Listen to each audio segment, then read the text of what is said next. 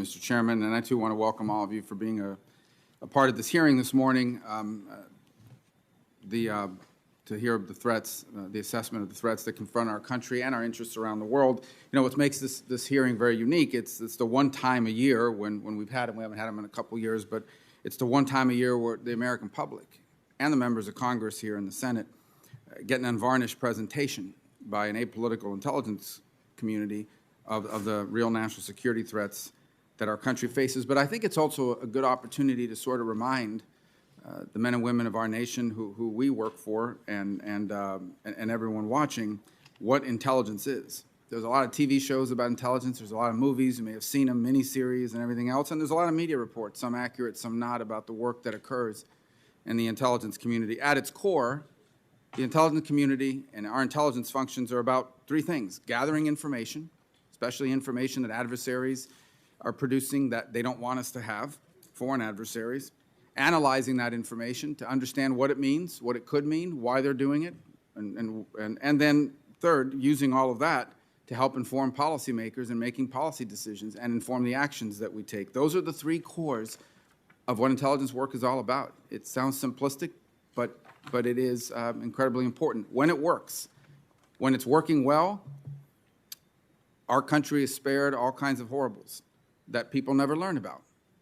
When it doesn't work, we face sometimes catastrophe and terrible outcomes, and everyone knows about it. And we spend a long time analyzing it.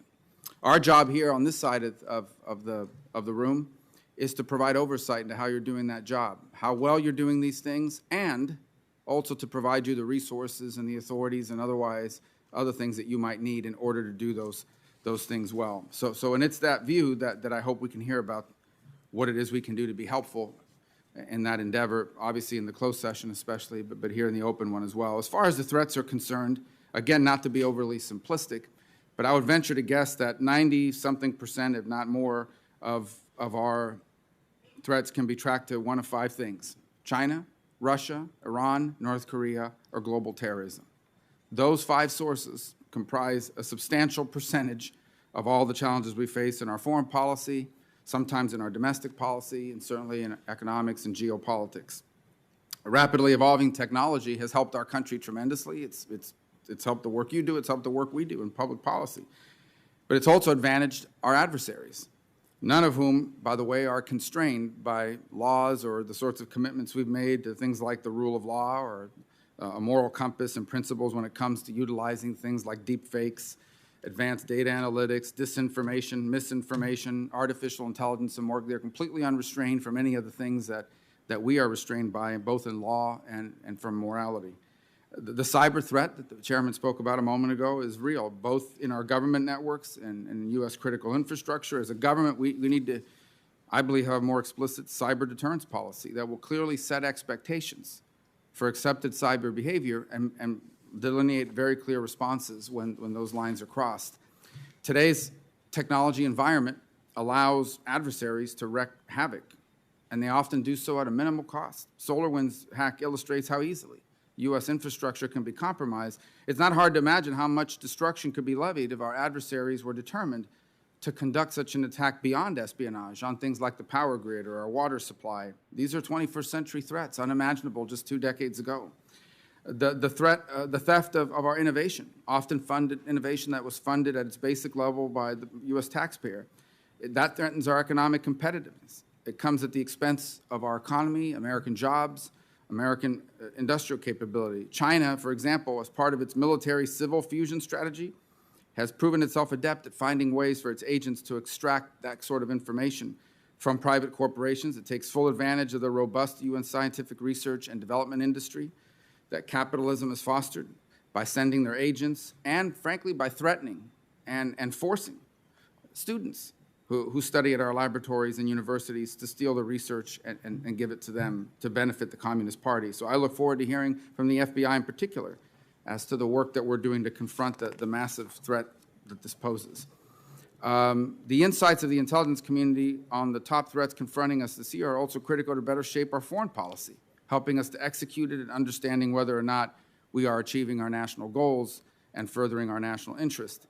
In that regard, as the chairman already pointed to, is the situation in Afghanistan. It was a decision that was begun under the previous administration and is being brought to its conclusion under the current one.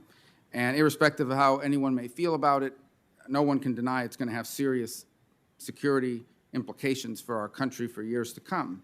There's no doubt the nation is weary of over 20 years of war and certainly the counterterrorism fight.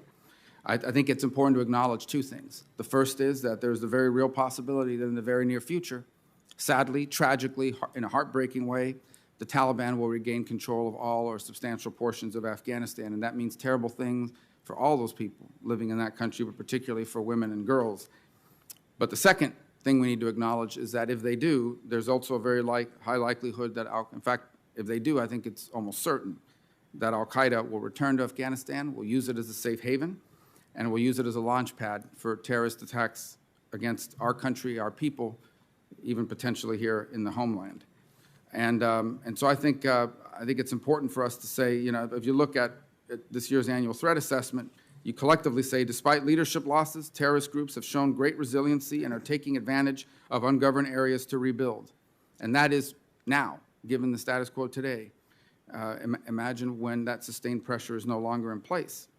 You go on to assess that ISIS and al-Qaeda remain the greatest Sunni terrorist threats to U.S. interests overseas, that they also seek to conduct attacks inside the United States, although sustained U.S. and allied counterterrorism pressure has broadly degraded their capability to do so. I think it's important, obviously in the closed session, but here in the public session to the extent possible, to hear not just about the risk that the lack of sustained pressure now poses to our future, but what it would mean in particular to potential attacks on the homeland.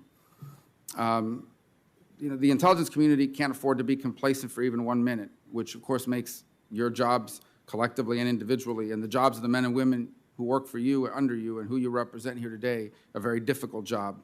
The stakes, this is not an exaggeration, are often literally life and death, and it's not often that you get to appear in public so the American people can get a sense of how important your work is, even though because of the nature of their work, most people will never fully understand how dangerous and important that work can be.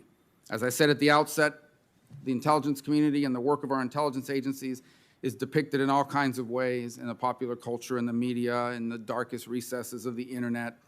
But the intelligence community that I have come to know through my now 10.5 years on this committee is one that's made up of patriotic, dedicated professionals, some of the finest men and women who serve in our government, and who measure their success and their failure in terms of how many Americans they've kept safe. Many of those Americans who are kept safe and do not even know they've been kept safe and what they've been kept safe from because of the nature of the work that you do. And I hope we will all remember that. I know everyone in this committee does. So again, I thank you. I know we have a lot of work and ground to cover today, and I thank you for your time and your willingness to come here today. It's good to do these hearings once again. Thank you, Mr. Vice Chairman. I'd remind members